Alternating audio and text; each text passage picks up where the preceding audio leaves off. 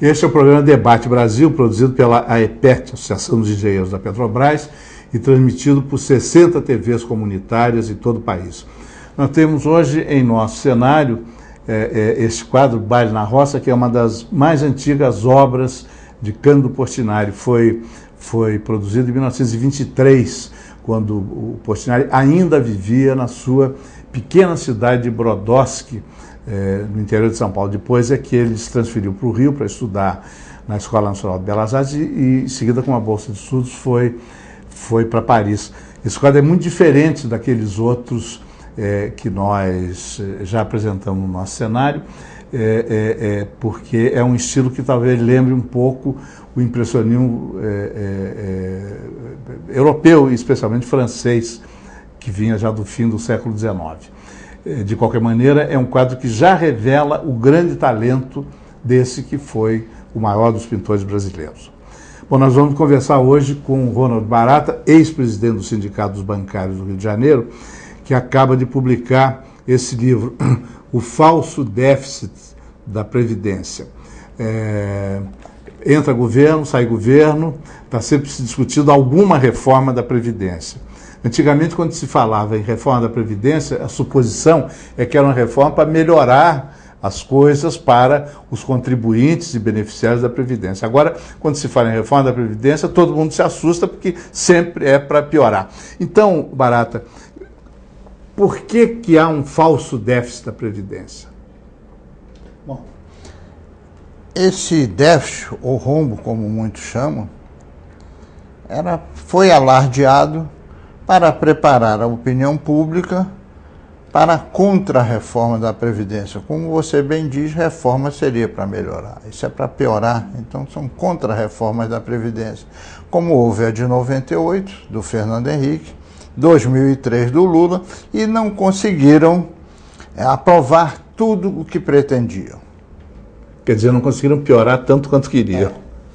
E houve alguma resistência, especialmente no Senado. E para preparar a opinião pública para uma terceira reforma, contra-reforma da Previdência, cujo projeto o IPEA elaborou em 2005, Instituto de Pesquisa Econômica Avançada ou Aplicada. É órgão do Ministério do Planejamento, e elaborou um projeto que foi para o ministro da Previdência, na época era o Romero Jucá, draconiano, desvinculando os benefícios previdenciários do salário mínimo, reduzindo os valores de benefícios. E com essa desvinculação, poderia a Previdência pagar benefícios menores do que o salário mínimo, que é o objetivo deles. Enfim, uma série de medidas para beneficiar, com a criação de previdência complementar, banqueiros, bancos e seguradoras, quem mais investe nesse segmento do sistema financeiro. E, tomando conhecimento disso e vendo a campanha nos jornais, especialmente Globo, Estadão e a Folha, inclusive revistas também, como a Carta Capital, e sempre falando um déficit, e eu lá no PDT, levando pessoas que entendiam ou entendem do assunto para falar sobre isso, cheguei à conclusão que o déficit era uma falácia mesmo.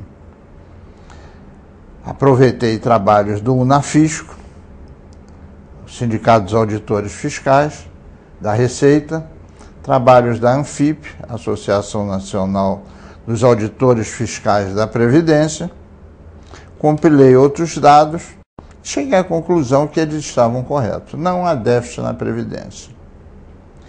Essa campanha alarmista do rombo ou déficit da Previdência, simplesmente para preparar, para adorar a pílula amarga, que era esse projeto do IPEA.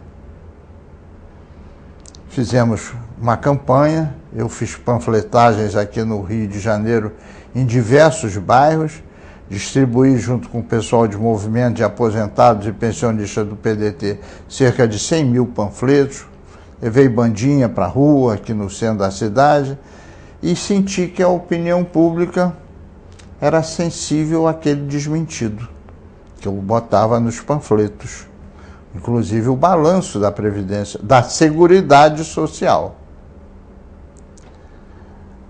Fiz então alguns trabalhinhos em papel A4, 3, 4 folhinhas, mas vi que aquilo pouco influía.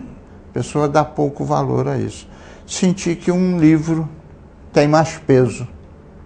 Embora não sendo técnico no assunto, não sendo escritor também, aventurei-me a fazer esse trabalho com a finalidade de, primeiro, desmentir o déficit, que não existe e que hoje está comprovado.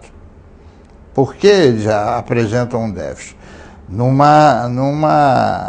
artifício contábil, numa manobra contábil em que eles retiram as receitas das contribuições, como COFINS, contribuição social sobre o lucro líquido, receitas prognósticos, são as loterias esportivas, receitas da CPMF, um título que tem outras receitas que aí englobam as receitas de aplicações, as multas, as doações, o resultado das apreensões de contrabando, etc. Nada disso entra na contabilidade da Previdência. O que diminui a receita. Mas, e aí com a despesa tem manobra também? Com a despesa não. Por quê? Cotejando-se o total das despesas com única e exclusivamente as receitas oriundas das contribuições de empregados e empregadores sobre a folha salarial, realmente fica um furo. Mas quando se coloca as demais receitas, transforma isso num superávit e substancial superávit. Mesmo quando eles incluem nas despesas da Previdência encargos que não são dela, mas são do Tesouro Nacional, há benefícios para brasileiros que não contribuem para a Previdência, né? Esses benefícios deveriam ser debitados na conta do Tesouro e são debitados na conta da Previdência. Com a Constituição de 88, aportaram na Previdência mais de 5 milhões de trabalhadores rurais que nunca contribuíram. E a própria Constituição determinou que o benefício mínimo seja de 1 salário mínimo. Eles ganhavam, em razão do Fundo Rural, meio salário mínimo pago pela Previdência, sem nunca terem contribuído. E a Previdência é um seguro social, mas é um seguro. Só tem direito quem pagou. Então, justíssimo que esses trabalhadores recebam esse benefício. Sim. Justíssimo. Logo em seguida, vieram os empregados domésticos. Depois, com a LOAS, a Lei Orgânica da Assistência Social, os maiores de 65 anos de idade. Enfim, a Previdência bancando esses benefícios para pessoas que nunca contribuíram. Justíssimo que eles recebam. É um importante aspecto de distribuição de rendas e que tira milhares de pessoas, milhões de pessoas da miséria. E de trabalhadores que fazem jus a isso. Mas seria uma despesa do Tesouro e não da Previdência. Quer dizer, isso aí ajuda a eles a dizerem que tem déficit. Mas mesmo com esses pagamentos, se nós juntarmos as receitas das contribuições sociais, não há déficit, mesmo se pagando isso. Felizmente agora o governo, depois de uma forte campanha de algumas entidades de aposentados, alguns parlamentares, como o Paulo Paim, o Sérgio Miranda, lá de Minas, do PDT, e um trabalho que se fez no Congresso, o próprio PDT assumiu essa briga, E o Lula agora diz que vai contabilizar corretamente, que as despesas dos rurais vão ser levadas ao Tesouro. É um passo. Acho que é bom, mas deviam levar de todos. Além disso, o que causa o déficit, déficit entre aspas, que eles alegam, são os desvios de quantias vultosas da Previdência para o Tesouro e vai parar no Banco Central. E vai fazer parte do famoso superávit primário. Exatamente. Que paga a dívida pública. Os juros da dívida pública. Sim. Então, tem a tal de DRU, Desvinculação de Receitas da União, que começou em 1999, uma contribuição para um tal de FEF, Fundo de Estabilização Fiscal, se não me engano o nome. Desviava-se da Seguridade, esses 20% dessas receitas. Bom, só que não ia para nenhum equilíbrio fiscal, nem coisa nenhuma. Comprovou-se depois que havia despesas palacianas que eram pagas com esses recursos. Festas, jantares, recepções, flores, etc. Quer dizer, o trabalhador de salário mínimo está pagando a festança. E depois foi renovado para 2003, com vigência até este ano, 2007. Esses 20% que eles levam da Seguridade Social, da CPMF, da COFINS, da Contribuição Social sobre o Lucro Líquido, vão para o Tesouro, né? E são somas vultosas. Eu, de memória, não tenho aqui guardado, mas está aí nesse trabalho a que você se referiu, são bilhões e bilhões de reais. Só que não ficam só nesses 20%, vão além. E com isso, a Previdência Social, que antes tinha desvio de recursos para a saúde, hoje é para os banqueiros. Isso que vai se vencer no final deste ano, o governo já está investindo e conseguindo formar uma maioria no Congresso para aprovar a prorrogação dessa desvinculação. E a CPMF, que também vence agora este ano, eles vão prorrogar e se tornará, ao invés de contribuição provisória, em contribuição permanente. A sorte deles é que é a mesma letra. A letra P serve para provisório, serve para permanente. Facilitou, né? Facilitou. Então, essas receitas da Seguridade, e o artigo, se não me engano, 195 da Constituição, determina que a Seguridade Social tenha o seu orçamento conjunto dos 3 elementos que compõem a Seguridade: assistência social, a saúde e a previdência. Ora, se o orçamento é conjunto, é óbvio que o balanço tem que ser a mesma coisa. Então, não se pode fazer um balanço só da previdência. Tem que ser da Seguridade. E eles fazem só da previdência, para não incluir esses recursos das contribuições, ficar apenas a receita das folhas salariais, e aí dá realmente um déficit. Nós vamos ter que fazer um intervalo agora, mas eu já queria deixar a próxima pergunta. É evidente que o objetivo de tudo isso é favorecer o mercado da previdência privada. Claro. Né? Esse é que é o objetivo. Claro. É dar lucro para as empresas que operam nesse setor. Agora, a previdência pública vem sendo vítima há decênios, né, de sucessivos calotes, né? Ela, por exemplo, financiou boa parte da construção de Brasília, né? Contribuições que o governo era obrigado a fazer pela legislação da época nunca foram recolhidas, nunca foram pagas, né? Agora, com trabalhos inclusive como o seu, essas coisas começam a ficar esclarecidas, né? Então a pergunta que eu deixo para depois do intervalo é a seguinte: como deveria ser conduzida a Previdência Social pública no Brasil? Até já.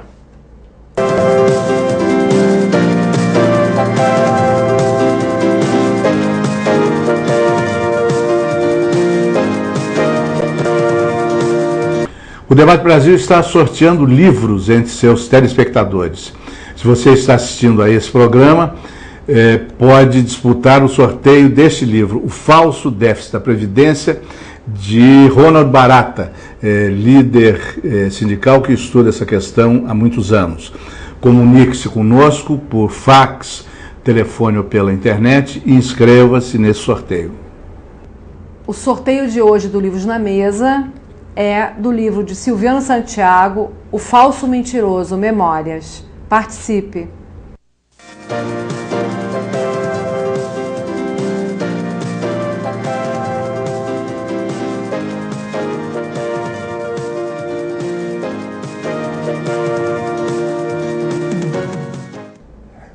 Este é o programa Debate Brasil, produzido pela AEPET, Associação dos Engenheiros da Petrobras, e transmitido por 60 TVs comunitárias em todo o país. Nós estamos conversando hoje com o Ronald Barata, ex-presidente do Sindicato dos Bancários do Rio de Janeiro, sobre esse livro que ele acaba de publicar, O Falso Déficit da Previdência. A pergunta que ficou antes do intervalo foi a seguinte: agora que o Brasil começa a tomar conhecimento dessas falsificações e das realidades correspondentes, como é que se deveria conduzir a previdência social pública no Brasil em benefício dos trabalhadores e seus contribuintes? Desde o tempo dos IAPs, os Institutos de Aposentadoria e Pensões, sempre houve desvios da Previdência, dos recursos da Previdência. Financiou, em grande parte, a construção de Brasília. Posteriormente, foram os recursos do INPS, ainda não era INSS, foi o resultado da fusão dos IAPs, e aí financiou a construção da Ponte Rio-Niterói. Desviaram recursos também para a construção da Transamazônica, para a hidrelétrica de Itaipu, enfim, e muitas outras coisas. E apesar disso, a Previdência, até meados mais ou menos da década de 80, sempre gozou de uma folga de caixa muito grande. Só que essa sobra de caixa, ao invés de se investir, foi dilapidada. Dessa forma e de outras, né? A corrupção, tremendos golpes contra os cofres da Previdência são draconianos. Mas houve uma fase que isso não pôde ser executado. Foi na vigência da Lei Orgânica da Previdência Social, cujo número eu não me lembro. Foi uma lei quando o sindicalismo era muito atuante, chegando a criar o CGT, que muita gente pensava que era a CGT, o Comando Geral dos Trabalhadores, não era a Central Geral dos Trabalhadores, e o Jango, que tinha uma afinidade muito grande com o movimento social, ele articulou para que nessa lei, que o Juscelino Kubitschek sancionou, fosse colocado lá um dispositivo obrigando a que as gestões dos IAPs fossem colegiadas. Nessa lei, a Previdência era unificada em direitos e deveres, mas as administrações eram separadas, IAPB, IAPM, IAPC, IAPTEC, etc., né? Mas sempre com gestões colegiadas, representantes de empregados, empregadores e governo. E impediu-se essa prática. A Revolução acabou com isso. Acharam que isso era demagogia e que os representantes dos trabalhadores iam malbaratar os recursos da Previdência, ou por corrupção ou por incompetência, mas a verdade é que esses institutos separados, tinham dos bancários, dos industriários, dos comerciários, dos transportes de cargas, né, dos servidores do Estado, né. A Previdência, na época, funcionava muito melhor. Por exemplo, você é bancário, o hospital dos bancários no Rio de Janeiro era o melhor hospital do Brasil. É o hospital padrão.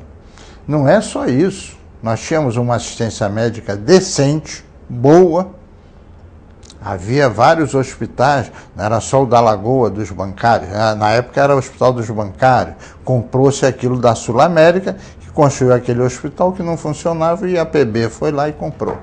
Havia outros, o IAPETEC ali em Bom Sucesso, o Cardoso Fontes em Jacarepaguá, o dos comerciários em Ipanema e por aí afora. Então a Previdência... Sim, e no Brasil inteiro. No Brasil inteiro. Eu estou citando exemplo do Rio de Janeiro que eu conheci. Bom, e ainda tinha mais. Fazia-se empréstimos simples. O trabalhador estava enforcado, ia lá com um juro simbólico. Tinha um plano habitacional em que o trabalhador só ia pagar a prestação, começar a pagar a prestação depois de estar morando. Tinha o SANDU, Assistência Médica Domiciliar de Urgência.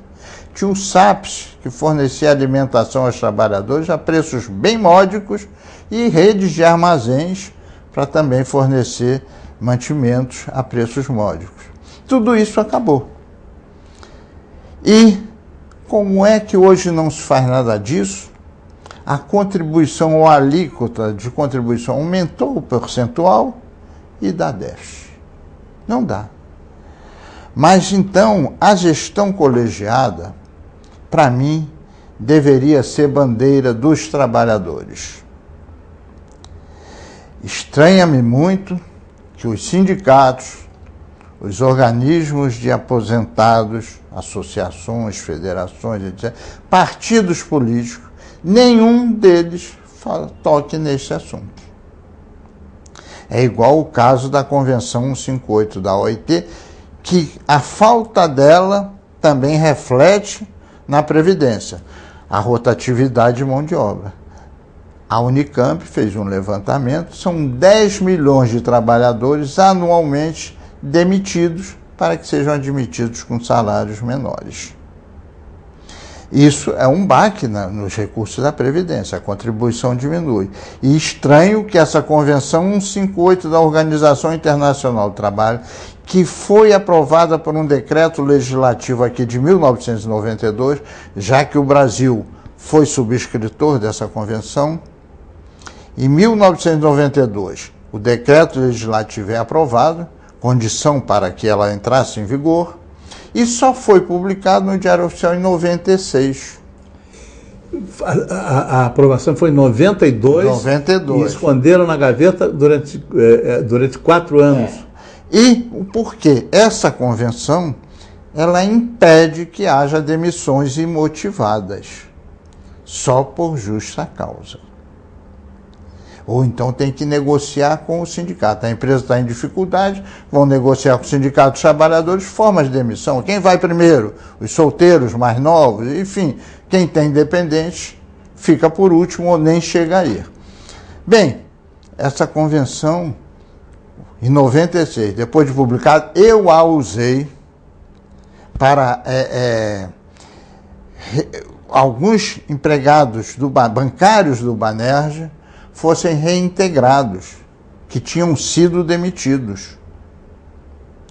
Eu fui utilizar esse instrumento, que vigorou por muito pouco tempo, porque logo depois o Fernando Henrique manobrou e conseguiu suspender os efeitos dessa convenção no Supremo Tribunal. Mas então me estranha que o movimento sindical não brigue pela vigência dessa convenção. Como me estranha que eles não briguem pela gestão colegiada nos organismos da Previdência Social.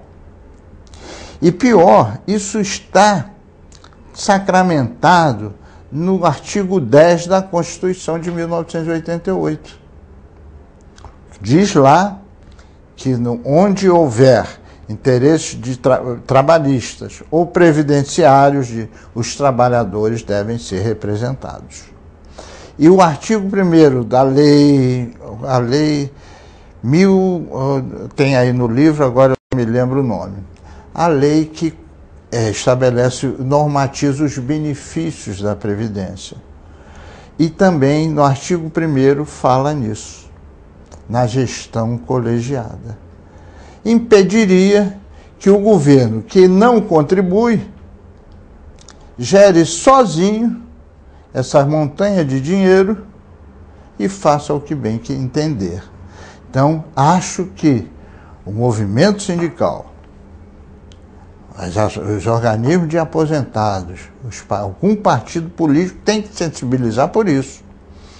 Eu vejo, por exemplo, agora o PDT, o partido a que eu pertenço, com muita tristeza, eu vi o partido e fazer parte de uma coligação com outros 10 partidos para apoio ao governo Lula, que tem sido caótico.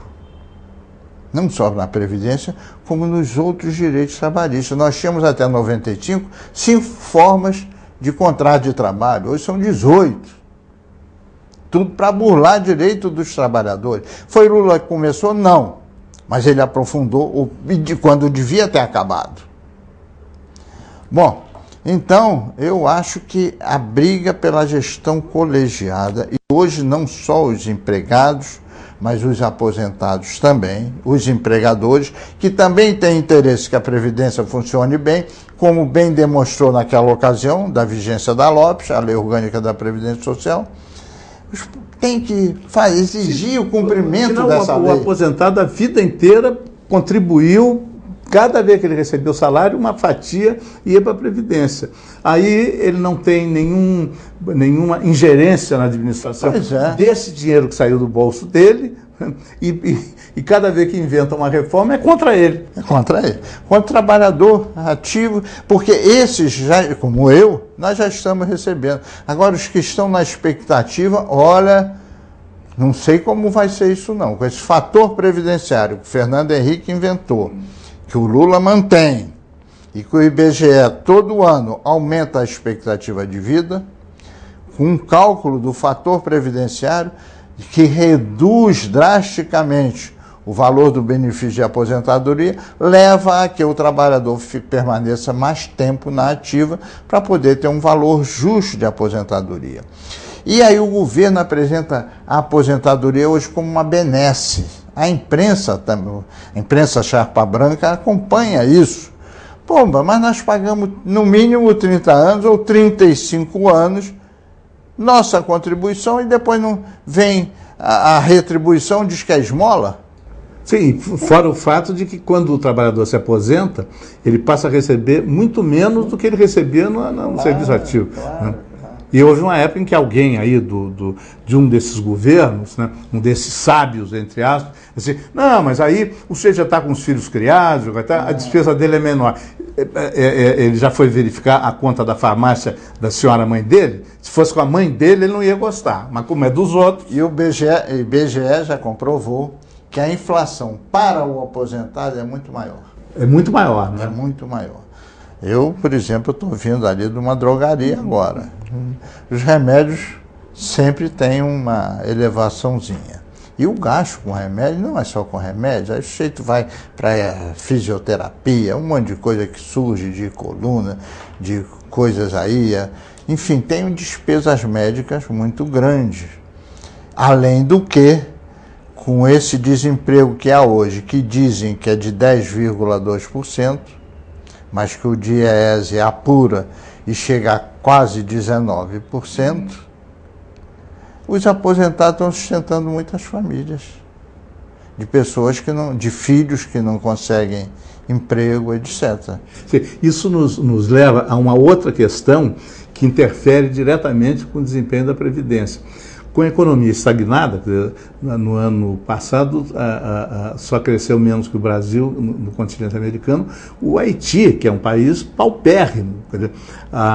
Este ano também, 2006. Sim. 2005, 2006 se repetiu. A evolução do PIB em 2006 foi de apenas 2,9%.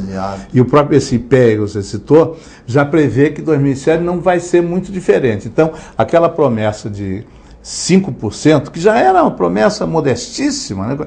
Argentina mais 7%, Venezuela quase 10%, a China 10%. Cuba 11% ou 12%. Pois é. Então, com essa estagnação econômica, diminui as oportunidades de emprego. Né? E aí, cada vez que o aposentado tem que prolongar sua permanência no serviço ativo, ele está tirando a chance de um jovem ter o seu primeiro emprego. Como é que você encara essa questão do baixo, do nulo crescimento da economia brasileira? Bom, nós estamos governados hoje, na economia, por um banqueiro. É o presidente do Banco Central, que era o presidente do Banco de Boston, presidente internacional, não no Brasil. E que está lá para quê? Para beneficiar o trabalhador ou a categoria dele, de banqueiros? Então nós estamos sendo governados, e pior, ele foi anunciado em 2002, no final de 2002, quando o Lula ainda não havia tomado posse, mas já estava eleito. Ele foi anunciado quando o Lula saiu de uma entrevista com Bush. Foi anunciado em Washington que ele viria a ser o presidente do Banco Central. Ele tinha sido eleito deputado pelo PSDB. Renunciou ao mandato para assumir a presidência do Banco Central, em cuja diretoria, banco em cuja diretoria só tem ou banqueiro ou representante de banqueiros, e que formam o Copom. Então, tem que beneficiar o seu segmento. Dane-se o trabalhador, as atividades produtivas também são sacrificadíssimas, com esses juros elevadíssimo, além da abertura de forma indiscriminada das nossas fronteiras para ingresso de produtos aqui de países que têm ou uma mão de obra super explorada e podem vender mais barato, ou tecnologia muito avançada.